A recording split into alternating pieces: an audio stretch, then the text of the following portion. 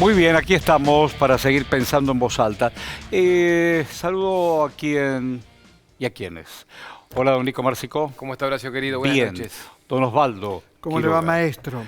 Sofía Caram. ¿Cómo le va? ¿Todo en Él orden? es Jorge Adaro, que es el uno de Ademis. ¿Cómo te va, Adaro? ¿Bien? ¿Qué tal? Buenas tardes. Prestad atención a lo que preparamos para todos ustedes. Va.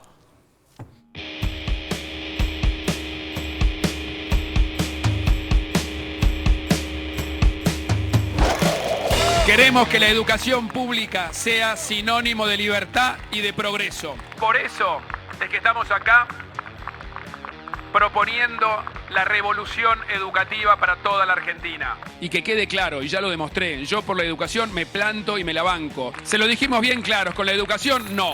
Empezaron a aparecer alacranes en el sector de secundaria. Esta situación se agravó el lunes de esta semana porque apareció un alacrán adentro de la caja de juguetes de la sala de 3 años. Con la educación no. Está lleno de ratas desde hace 2 meses que empezó este problema, donde empezaron a verse 1, 2 y ahora está totalmente lleno en las aulas, los baños, la cocina, porque hay comedor en este colegio, así que necesitamos una solución urgente. Con la educación no. Nosotros estamos con un salario 40.000 pesos por debajo de la línea de pobreza, esto queremos que todos lo sepan, es 193.000 pesos el salario de un docente que empieza a trabajar en la ciudad de Buenos Aires, así que estamos hablando de docentes pobres en la ciudad más rica del país. Es el problema de algunos sindicatos que abusan de su derecho a manifestarse, su derecho a parar, su derecho a la huelga. Y hay 4 palabras que explican por qué estamos como estamos. Desinversión, subejecución, o sea, no solamente no invierten, sino que muchas veces cuando tienen guita para gastar no la gastan. Terciarización, transfieren servicios muchas veces, ¿no? Y precarización de la gente que trabaja en el sistema educativo. Con la educación no. Con la educación sí. Es lo único que nos va a ayudar a salir de este nudo, entre otras cosas. ¿Qué opinas, Adaro? Bueno, voy a opinar, digamos, como dirigente sindical de Ademis, como maestro y también como precandidato a jefe de gobierno por la lista que encabeza Miriam Bregman y Nicolás del Caño como dirigente de Izquierda Socialista. Lo que vemos, estamos viendo 2 realidades. Una, la que comunica Larreta, la que comunica Acuña, que dicen vamos a hacer una revolución educativa para todo el país. Ahora, esa revolución es la que supuestamente empezaron en la ciudad de Buenos Aires. ¿Qué es lo que hay en la ciudad de Buenos Aires? ¿Qué es lo que no hay? Por ejemplo, no hay vacantes para todos los niños y niñas. Hay entre 30 y 50.000 vacantes que faltan en la ciudad de Buenos Aires. ¿Qué hay en tema presupuestario? Hay una baja del presupuesto todos los años. Y hoy mandamos algunas placas de lo que ya es popular.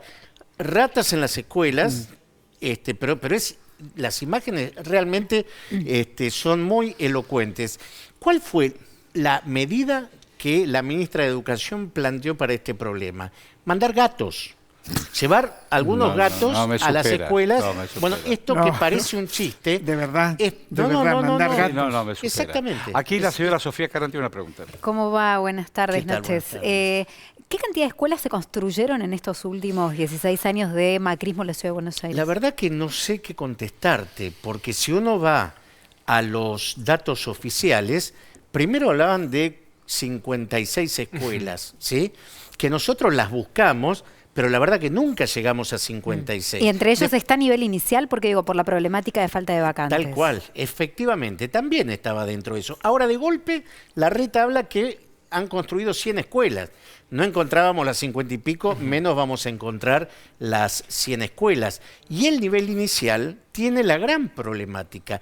No hay, digamos, jardines para que las familias trabajadoras puedan dejar a sus hijos, sus hijas, para poder ir a trabajar. ¿Qué es lo que hacen? O tenés que ir a pagar un jardín privado, claro, que te sale una parte importantísima del salario, o mandarlos a guarderías. Ahora, me pareció excelente el informe que preparó la producción. ¿Por qué me pareció excelente? Porque no hay nada que decir. Está todo dicho ahí. El gobierno dice que todo es maravilloso, que es muy, pero muy importante la educación, y todos los años el presupuesto es menor.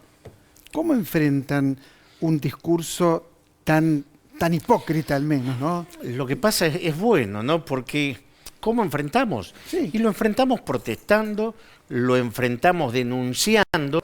Entonces uno dice, bueno, protestan, denuncian, hay algún tipo de respuesta. La única respuesta que da el gobierno es sancionar a los que protestan o a los que denuncian. No pagar, De hecho, no pagar el día. no solamente No pagar el día de trabajo. No, te sancionan. En el caso mío, que soy docente de una escuela Sí. de Villa Soldati, estoy enfrentando un juicio de desafuero para que me quiten precisamente la protección gremial y poder aplicar una sanción de 30 días sin sueldo y fuera de la Mirá escuela. vos, Jorge, Nico. pensaba con eso que decías recién que está bueno contarlo, me parece, para aclararlo, en esas famosas 100 escuelas que no se encuentran dónde están. Hay una estrategia también que dibujó de alguna manera los números la gestión porteña y tiene que ver con esto de que por ahí abrieron secundarias nocturnas en establecimientos que ya existían, entonces te lo cuentan como uno más. ¿Qué le faltaría en ese sentido o qué le faltó a estos 16 años en materia de educación? ¿Cómo se logra lo de las vacantes? Te pregunto ahora como precandidato, ¿cómo logras recuperar las 50.000 vacantes que hoy no están? A ver, ¿cómo se hace? En principio, tiene que haber aumento presupuestario. Si no hay aumento presupuestario, no podemos modificar absolutamente nada. Nosotros, desde la propuesta del Frente de Izquierda, tenemos una diferencia con los partidos mayoritarios. Nosotros creemos claramente que hay que romper el acuerdo con el Fondo Monetario y discutir qué se hace con esa masa de dinero. Nosotros creemos que hay que hacer un plan de obras públicas que en el caso de la ciudad, además de vivienda popular, sí, tiene que ser la construcción urgente de las escuelas que están faltando en la ciudad de Buenos Aires para la población de la ciudad de Buenos Aires, pero también para la masa de trabajadores que vienen a trabajar a la ciudad de Buenos Aires y que no tienen dónde dejar a sus hijos e hijas para que tengan educación. ¿Es lo mismo Jorge Macri que Martín Lustó en la Ciudad de Buenos Aires? A ver, yo diría que puede haber matices. Ahora, de fondo, sí, nosotros creemos que sí son lo mismo porque hacen propuestas parecidas, porque a los problemas sociales la respuesta es un mayor nivel de represión y de ajuste. Por lo tanto, la respuesta es que todos esos candidatos tienen, insisto, Pero no más allá de algún Santoro, matiz. no Santoro. Santoro ofrece otro tipo de soluciones. ¿Qué pensás vos? Yo creo que Santoro tiene un problema que, por un lado, viene, digamos, desde el oficialismo nacional, sí, pero además representa a un partido, al PJ, que cuando Larreta no tuvo la mayoría en la legislatura, le aprobaron los presupuestos en educación a la baja, le aprobaron los negocios inmobiliarios. Entonces, por eso Te decimos... hago una pregunta. Sí. ¿Vos tuviste alguna vez un mano a mano con la señora Cunha? ¿Vos? No tuve... ¿Tu gremio se sentó con la señora Cunha? Nos hemos sentado en la mesa donde se sientan todos los ¿Y se sindicatos. ponen de acuerdo? Pero es imposible ponerse de acuerdo. ¿Por qué? Primero, porque son reuniones que ya están como precocidas, ¿sí? Donde no hay una verdadera instancia de diálogo. ¿Pero quién la cocina? Bueno, porque la verdad yo se los voy a contar, por lo menos lo que Y sí, nosotros porque vemos yo cuando no vamos a conozco, esas yo estoy reuniones, fuera de la es que cocina. previamente hay algunas reuniones con otros sindicatos que son ¿Y vos organizaciones estás ahí? subordinadas al gobierno. ¿Vos de la estás ciudad. ahí, no? No, nosotros estamos en la mesa que oficialmente ellos se no convoca. están en esa mesa. En la mesa que oficialmente El otro se gremio convoca. negocia. Hay otros gremios Ah, que vos sí querés tienen decir que hay reuniones otro aparte. gremio que negocia. Pero por supuesto, y que tienen, por supuesto, dice este algún hombre? tipo de retribución, y puedo explicar cuáles son las retribuciones que No, tiene me asusta, la burocracia sindical en ese sentido, a contraprestación de... ¿Y a Cunha ¿Qué cede a retribución? esas? Es, mira, retribución? por ejemplo, ¿Qué dice? una cuestión que es muy importante es la capacitación docente. Sí. El gobierno tendría que garantizar la capacitación para todo el mundo. Claro. Sin embargo, la ha tercerizado. Muchas de esas organizaciones sindicales que no pelean por el salario y que aceptan salarios por debajo de la línea de pobreza, Sí. después a ese mismo docente le dicen, bueno, yo te voy a dar un curso de capacitación, pero vos me vas a tener que pagar. Si ese sindicato empieza a ser desobediente, empieza a ser crítico, quita el lo subsidio. primero que pierde es la caja del Mirá negocio de los vos, cursos. No sabía eso. Entre otros. Y a es ustedes cierto? no los tienen en cuenta. No, nosotros éramos el único sindicato que daba cursos con puntaje Mirá oficial. qué bueno. Y los únicos que lo dábamos gratuitos. Te quiero hacer otra Nos pregunta. sacaron los cursos, Ademis no puede dar Te hago cursos una pregunta. porque tiene una posición de oposición a las políticas del gobierno. ¿Los pibes y las pibas van a comer al colegio? Los pibes y las pibas, la mayoría Sí. comen en el colegio, pero tenemos situaciones, no sé si se acuerdan, del caso de la niña que falleció en una escuela de Barracas, que tenía problemas de nutrición. Sí, En claro. esa escuela, que está en las puertas de la 21-24, no había comedor. Lo que se llevaban los niños y niñas era una viandita, una bolsita con un sanguchito y una fruta. ¿Para todos en es el así? mejor de los casos. La mayoría tiene comedor, ¿sí? En la escuela donde yo trabajo hay comedor, ¿sí?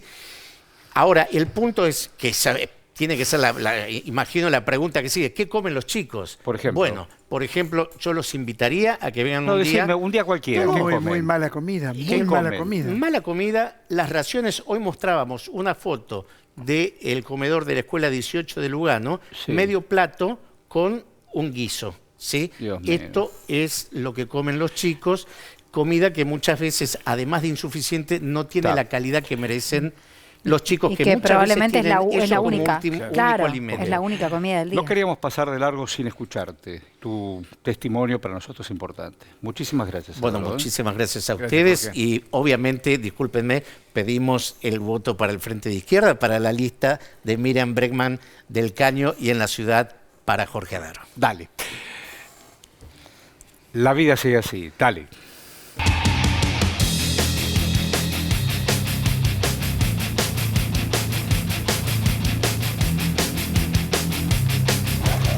El traslado del emblemático monumento de Julio Argentino Roca en Bariloche ha desatado el debate, donde se ponen sobre la mesa los aspectos relacionados a los pueblos originarios y la campaña al desierto.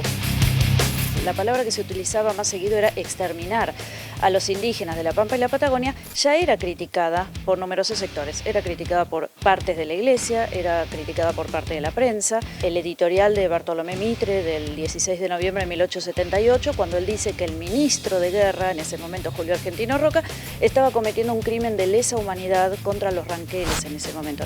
En una época en que los pueblos originarios, no hay más que leer a José Ingeniero, por ejemplo, o los afrodescendientes, estaban considerados menos que humanos.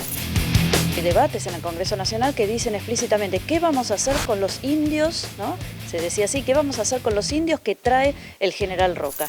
Y la decisión que se tomó fue separar a las familias, enviar a los hombres por un lado, a las mujeres por un lado y a los niños, a veces las mujeres con los niños, a veces por separado, a trabajar en condiciones de esclavitud.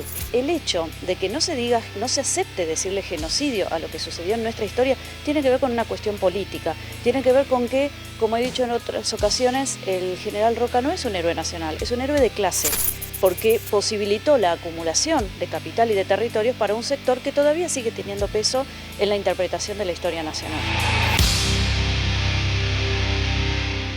¿Qué cosa los arquetipos y aquellos referentes? Él es Marcelo Balcó, con B corta y con K. ¿Cómo le va, don Marcelo? Muchísimas gracias.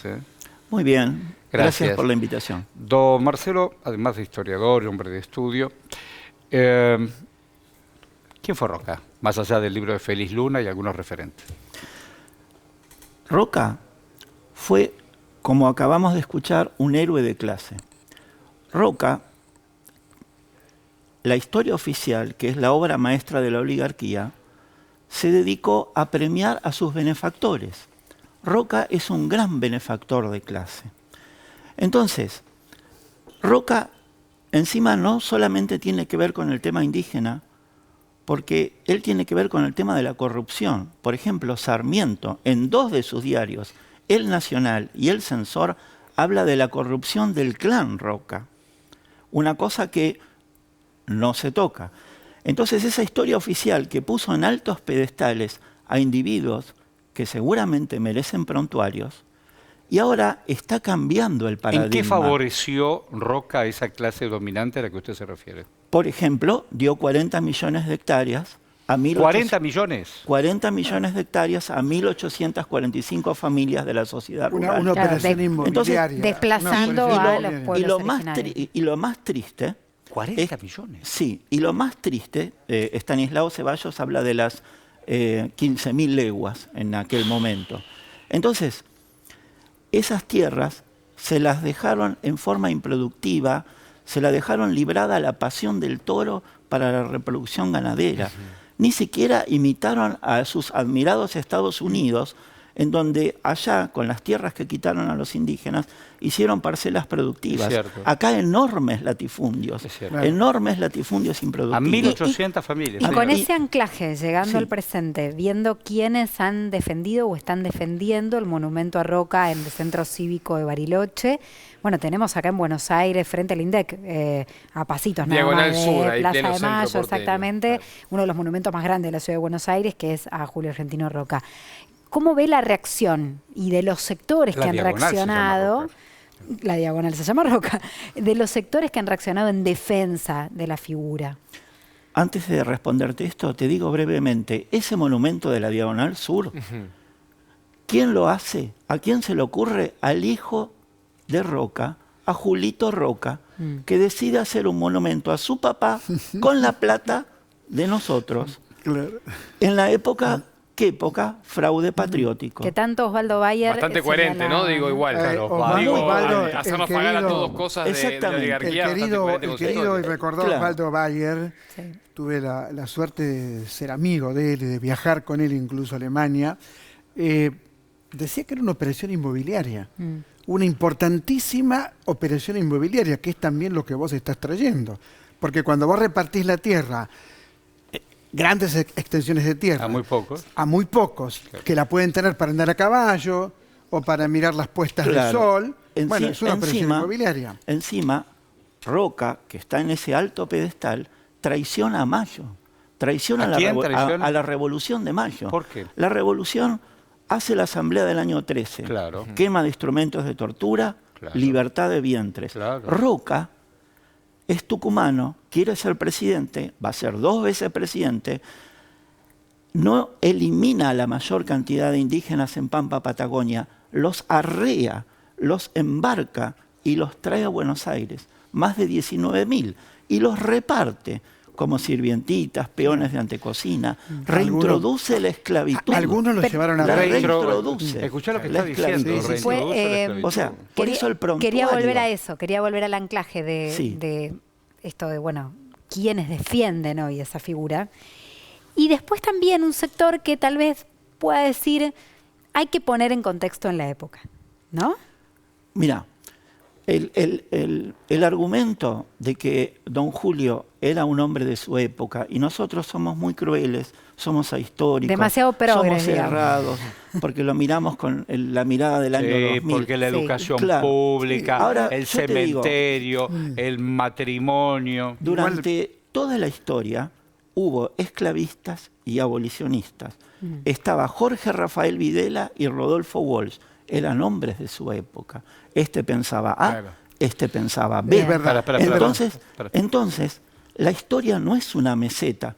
Todos somos hombres y mujeres de la época. Ahora, si no la historia realmente no se mueve un milímetro. Me sorprendió Pacho Donel, que recién lo veíamos, Pacho, en una nota que le hace Fontevecchia, una muy buena nota que le hace Fontevecchia. Pacho dice, y te lo pregunto, que tuvo una visión de la totalidad del país.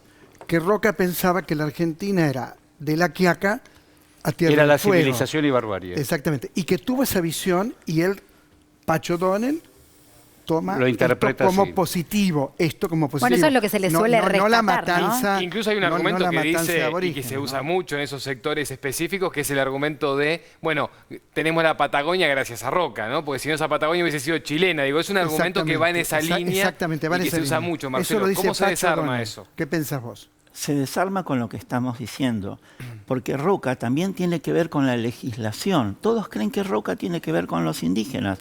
No es así.